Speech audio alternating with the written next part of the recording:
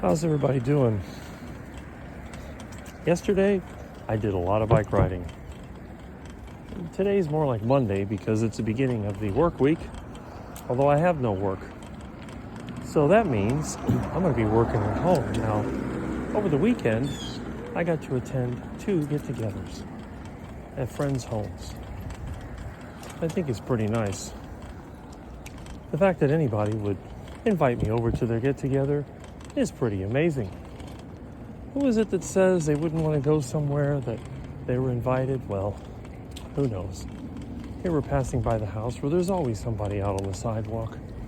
I don't know what's the deal with this place. Must be a bunch of rental units here.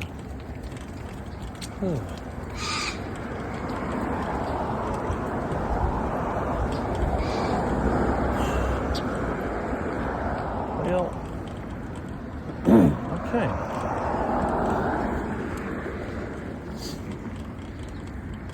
Maybe one of these days they'll fix the sidewalks around here. But considering how much money we pay in property tax, I should tell the county, look, just don't charge me property tax anymore. I'll fix the sidewalk in my neighborhood. It'll be cheaper. Ridiculous. So,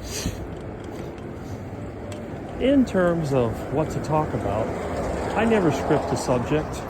Usually what I'll do, I'll think about something when I wake up in the morning, or somebody will call me with a problem, or I just happen to hit a series of YouTube videos that gives me an idea about what to talk about. Now, one thing I'd like to talk about is this whole idea of clutter, decluttering, simplifying your life, and so on. I know a lot of people that believe that the less you have, the simpler your life is. But like anything else, it's never that easy. And why not? Well, let me tell you what I have observed. If you have nothing, your life is actually very complicated. And why is that? Well, because you don't know where your next meal or anything else is coming from. So let's say you were living on the street. Well, that's not a simple life. That's a very complicated life.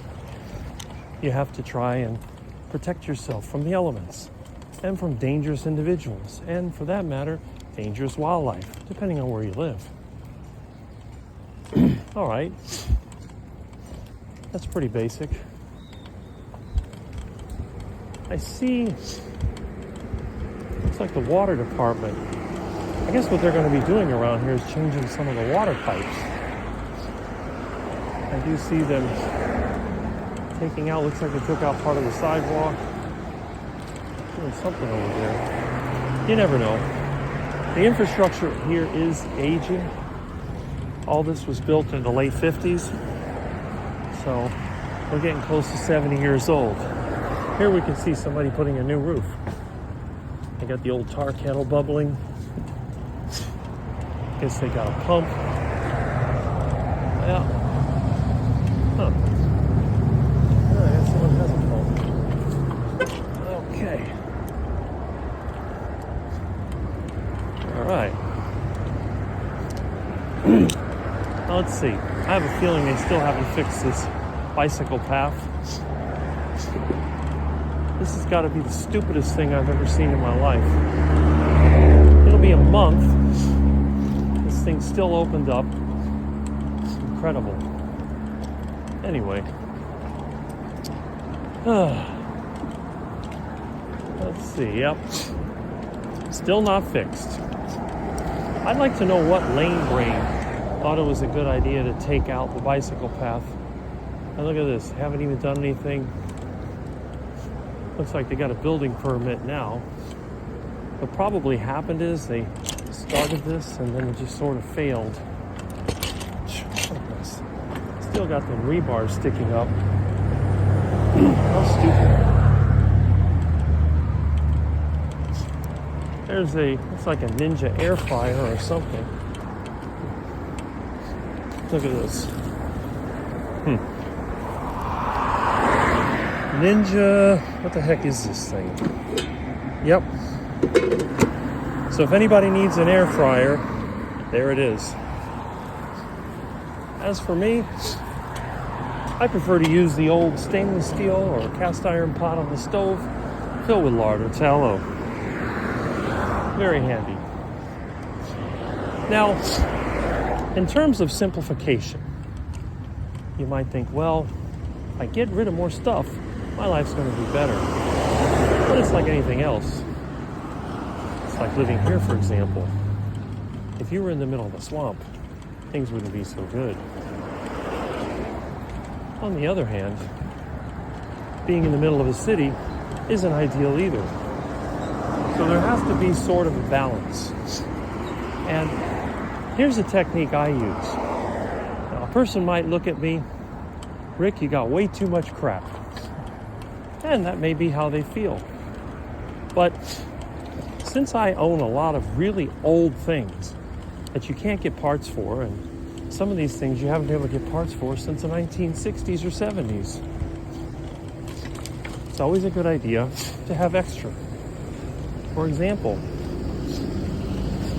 if my 1969 Charger has a failure, let's say the speedometer stops working, buying another one isn't easy. And I've had this happen. But I went to my clutter pile in the garage. I pulled out another instrument cluster I pulled out of a junk car, popped it in there, problem solved. Very quick, very easy, very straightforward. I go through this a lot, even with my lawnmower. The pull cord spring snapped. Yeah, I could probably buy one, but instead of that, I just went to my clutter collection and grabbed another one. It's like now, I'm going over to the dumpster at the school, see what kind of goodies I can pick up. A bunch of electrical items, light fixtures, stuff for the ceiling, whatever. I have an extensive inventory of that stuff already from 25 years ago, but I'm grabbing more because you never know when you might need it. And stuff does wear out. I've had parts that I replaced, they wore out, and I had another one that was brand new, was still good. In general, parts that are made out of metals last forever, unless they corrode or simply break. Parts that are made with rubber and plastics, they may or may not last. Some of them can be stored. But if you think of something like rubber, that cannot be stored.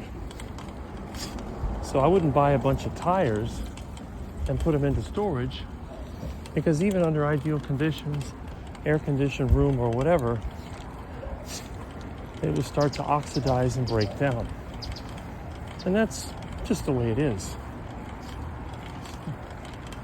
What can I do? Really nothing. So, in terms of what works and what doesn't, it's very important to understand that there is that sweet spot in between. Or if I'd call it maybe the meat spot. You can have too little, or you can have too much. Both are bad. The question is, where do you draw the line? How much is too much, and how little is too little? And which side should you err on? Now, my theory is this. It's easy to rectify a too much situation, but it is far more difficult to rectify a too little situation. Now, if you're dealing with something, for example, let's say your lawn doesn't have enough grass in it, you could err on not enough simply by planting a little bit less, because the rest of it will eventually grow in. Anything that you can manufacture locally, as long as you can get the raw materials, you don't need to store it. So for example, I have a collection of ceiling tiles. If I ever get to the point where I can make them on demand, I will no longer need to keep them. I can use up what I have and stop collecting. But if I ever need more, let's say that my home gets damaged by a hurricane or fire, explosion, or whatever, and I need to replace them, then, I can make my own. It's like the window glass I have. I have the jalousie windows. I have the glass strips. There's still a few left on these houses. I believe on that yellow house over there, they still have some. I collected those 30, 40 years ago when everybody was changing them. I have a massive collection. I have enough to last the rest of the time I live there. Now, when I move out, if for some reason I don't have them, I can simply get rid of it. Although, I will probably be putting them in my shop. Looks like they're in the canal cleaning. I see the ducks are still hanging around. A lot of duckies.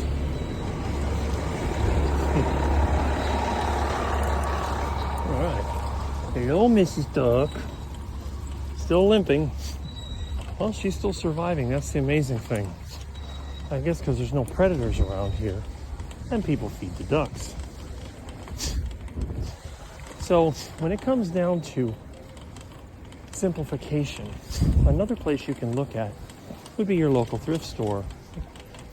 Just go into your Salvation Army, Goodwill, or whatever independent thrift store you have and see what kinds of junk they have there mostly. Now, a lot of these thrift stores, they become corporatized. They tend to sell stuff way too expensive. For a much better option, you can try the flea market if you still have one, although we no longer do because they've all been developed into shopping centers. Or go to your local yard sale. Yard sales are very negotiable.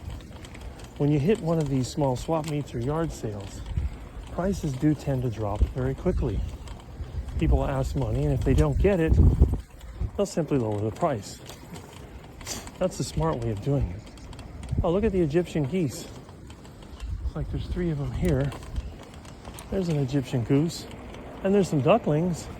Look at Mr. Goosey. Fresh goose. Hi, guy. All right. I hear work going on.